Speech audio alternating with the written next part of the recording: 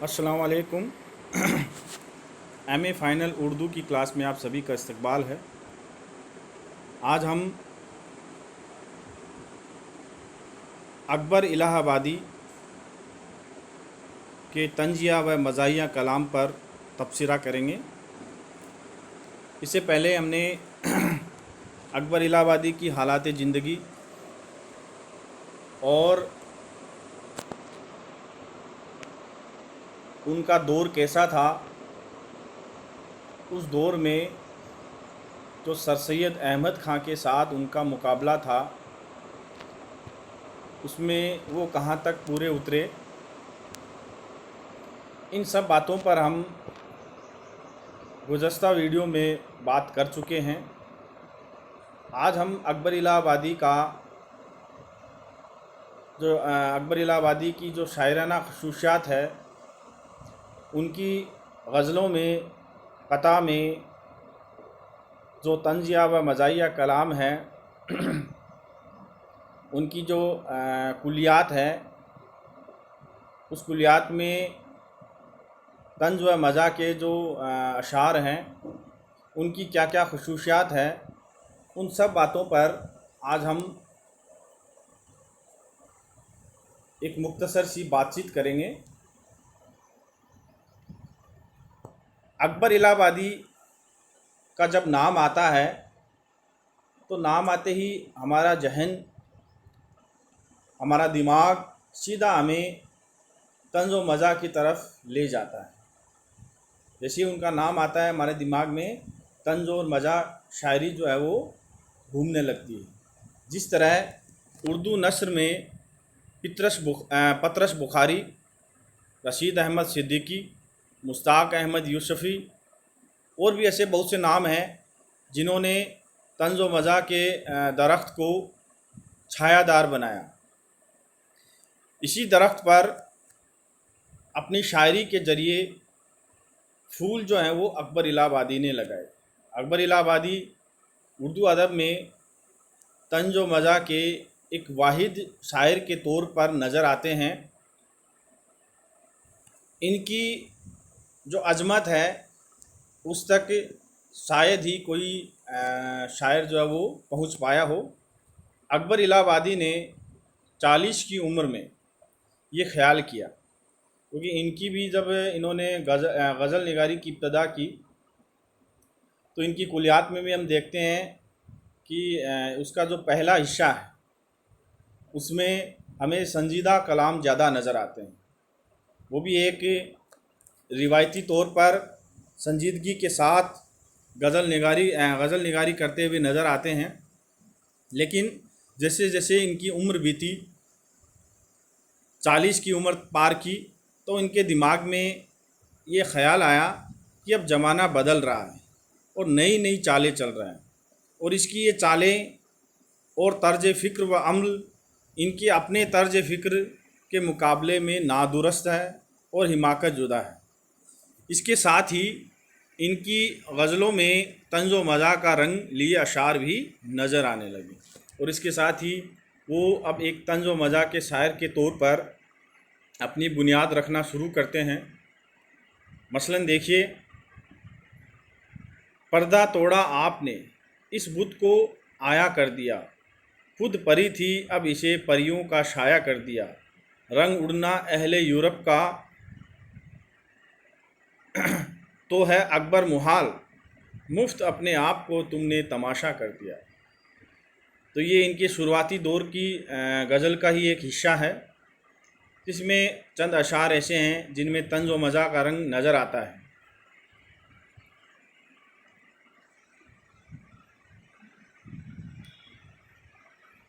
इसके साथ कलाम में तंज व मज़ा पैदा करने के लिए अंग्रेज़ी लफ्ज़ भी इस्तेमाल करने लगते हैं। मिसाल के तौर पर, ये सुस्त है तो फिर क्या, वो तेज़ है तो फिर क्या, नेटिव जो है तो फिर क्या, अंग्रेज़ है तो फिर क्या। यानी यहाँ हिंदुस्तानियों और अंग्रेज़ों के बीच एक तकाबली मुकाबला किया गया है कि भले ही हम सुस्त हैं और आप तेज़ हैं, हम देशी हैं आप अंग्रेज़ हैं, लेकिन उससे क्या फ़र्क पड़ता है। اسی غزل کے اشعار سے کوئی خاص مقصد تو سامنے نہیں آتا، لیکن ان سے مزاحیہ کیفیت ضرور پیدا ہو جاتی ہے۔ اس زمانے کی ایک مختصر سی غزل ہے جو اس لیے اہمیت رکھتی ہے کہ اس سے اکبر کے انداز نظر بدلنے کا نہ صرف ثبوت سامنے آتا ہے، بلکہ یہ بھی معلوم ہوتا ہے کہ زندگی میں تبدیلی کے احساس اور اس میں لطیف مزاح کے وجود سے بھی وہ اب آگاہ ہو گئے ہیں۔ وہ مطرب اور وہ ساز، وہ گانا بدل گیا، نیندیں بدل گئی، وہ فسانہ بدل گیا، رنگ رخ بہار کی زینت ہوئی نئی، گلشن میں بلبلوں کا ترانہ بدل گیا، فطرت کے ہر اثر میں ہوا ایک انقلاب، پانی فلک پہ کھیت میں دانہ بدل گیا، حد شہر آفت کی نئی طرز پر بندھی، وہ چوکیاں بدل گئی، تھانہ بدل گیا۔ تو اپنے ان اشعاروں کے ذریعے وہ یہ بتانے کی کوشش کر رہے ہیں کہ انگریزی حکومت یا مغربی تہذیب آنے کے بعد ہندوستان کا ہر رنگ، ہر فسانہ، آب و ہوا تک بدل چکی ہے، اور اس میں وہ افسوس ظاہر کر رہے ہیں۔ اس تبدیلی کا اثر ان کے کلام میں اب صاف طور سے نظر آنے لگتا ہے۔ اکبر کے کلام میں اب سنجیدہ اشعار کی تعداد کم اور مزاحیہ اشعار کی تعداد بڑھتی جا رہی ہے۔ سر سید احمد خاں کی تحریک کے مخالفت میں یہ اپنے کلام میں سید ایک علامت کے طور پر استعمال کرتے ہیں۔ جب سر سید احمد خاں علی گڑھ میں کالج کے قیام کے لیے کوشش کر رہے تھے اور اسی میں وہ انسٹیٹیوٹ گزٹ کے نام سے انہوں نے ایک رسالہ نکالا تھا، تو اسی کو طنز کا نشانہ بنا کر انہوں نے یہ شعر کہا ہے: سید اٹھے جو گزٹ لے کر تو لاکھوں لائے، ہر کسی نے انہی کی مدد کی، شیخ قرآن دکھاتے پھرے پیسہ نہ ملا۔ اور جب قرآن دکھا کر چندہ مانگا گیا تو کسی نے ایک دھیلا تک بھی نہ دیا۔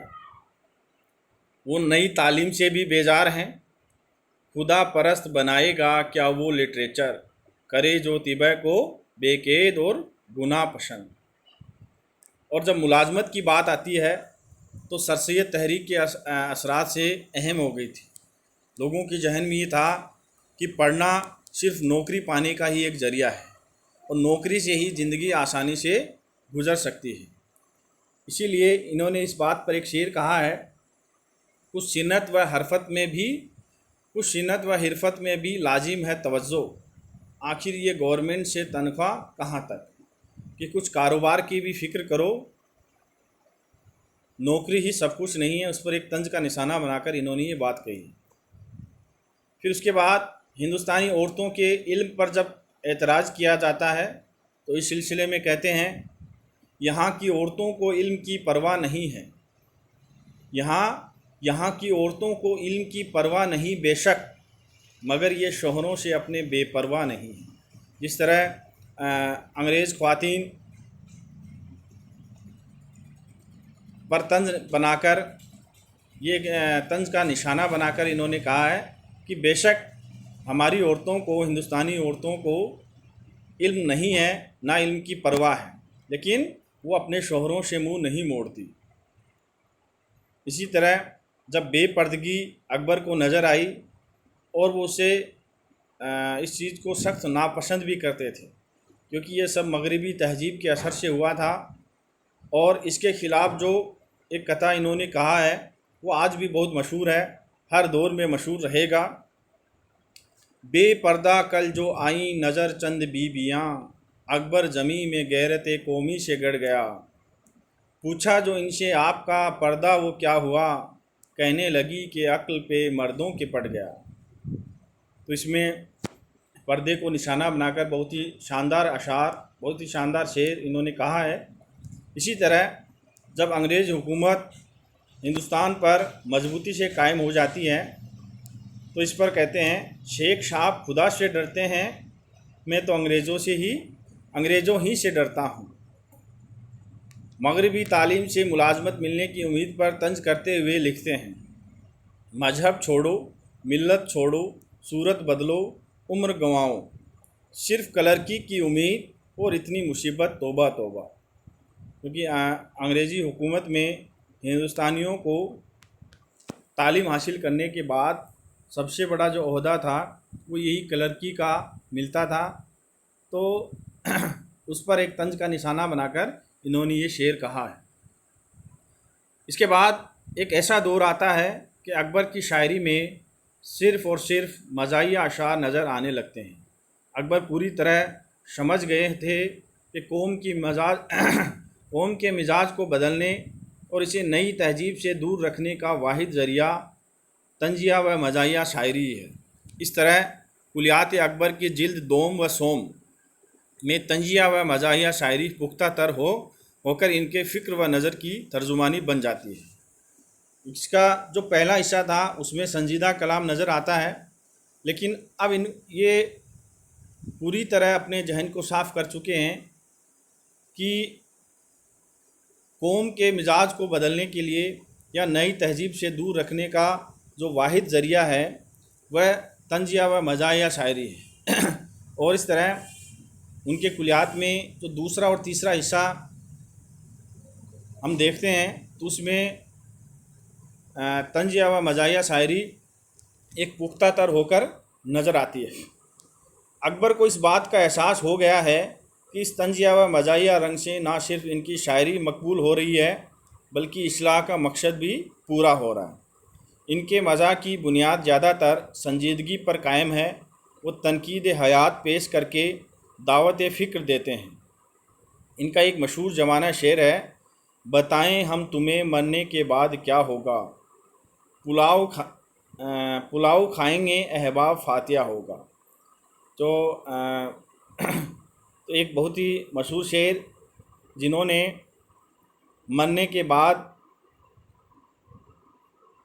جو فاتحہ پڑھی جاتی ہے اور احباب اور رشتہ دار مزے سے پلاؤ کھاتے ہیں اور اڑاتے ہیں، اس بات پر طنز کرتے ہوئے انہوں نے یہ شعر کہا ہے۔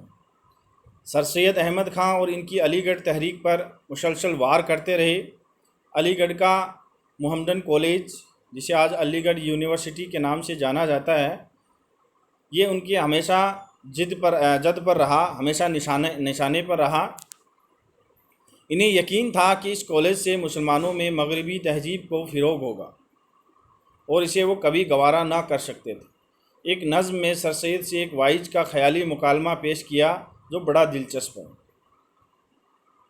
سید سے آج حضرت وائز نے یہ کہا، چرچا ہے جا بجا تیرے حال تباہ کا، سمجھا ہے تو نے نیچر و تدبیر کو خدا، دل میں ذرا اثر نہ رہا لا الہ الا اللہ کا، شیطان نے دکھا کے جمال عروج دہر، بندہ بنا دیا ہے تجھے حب جہاں کا۔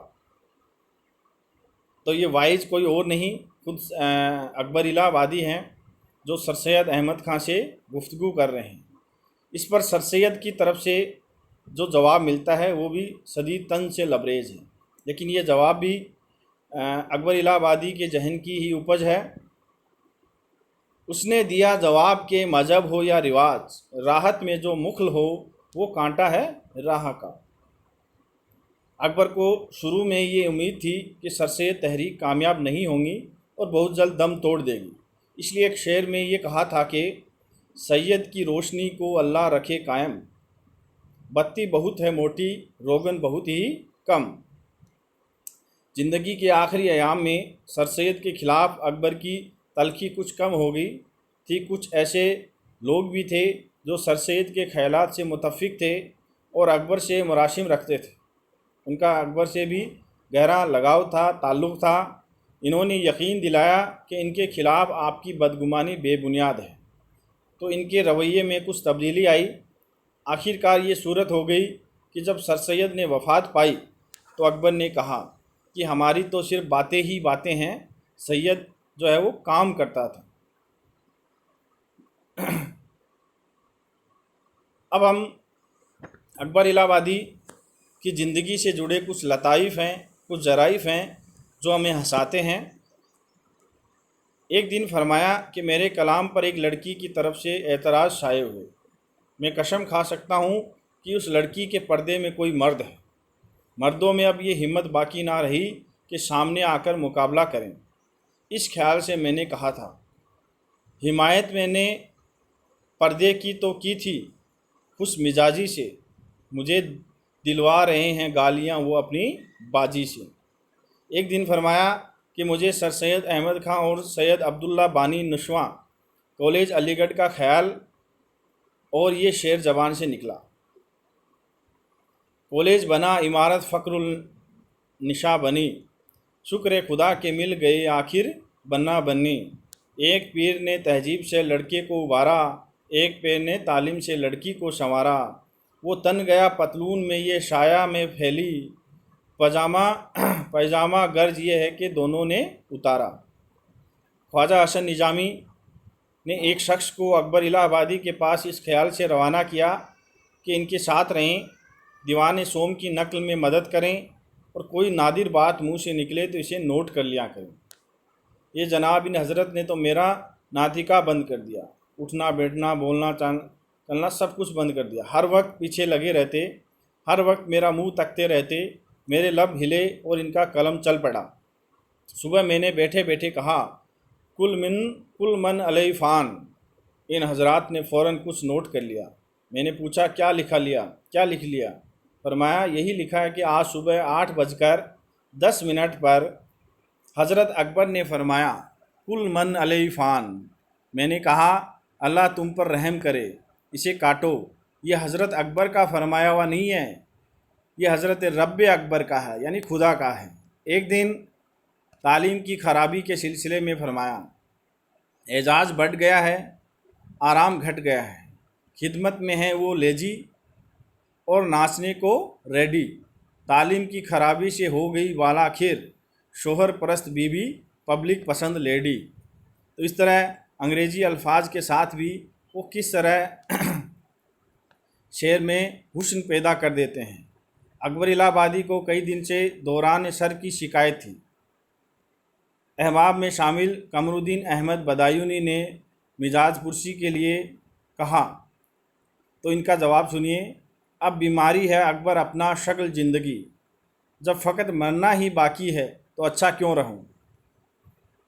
اس طرح اکبر الہ آبادی نے اپنی شاعری کا آغاز سنجیدہ کلام سے کیا تھا، لیکن جلد ہی انہوں نے پیامی شاعر کا منصب اختیار کر لیا۔ انہوں نے قدیم روش کی حمایت اور جدید تہذیب کی مخالفت کو اپنی زندگی کا نصب العین بنا لیا۔ بے شک وہ اپنی شاعری سے نئی روشنی کے سیلاب کو نہ روک سکے، لیکن اردو ادب کے سرمایے میں اعلیٰ درجے کی ظریفانہ اور طنزیہ شاعری کا اضافہ ہو گیا۔ بہت بہت شکریہ۔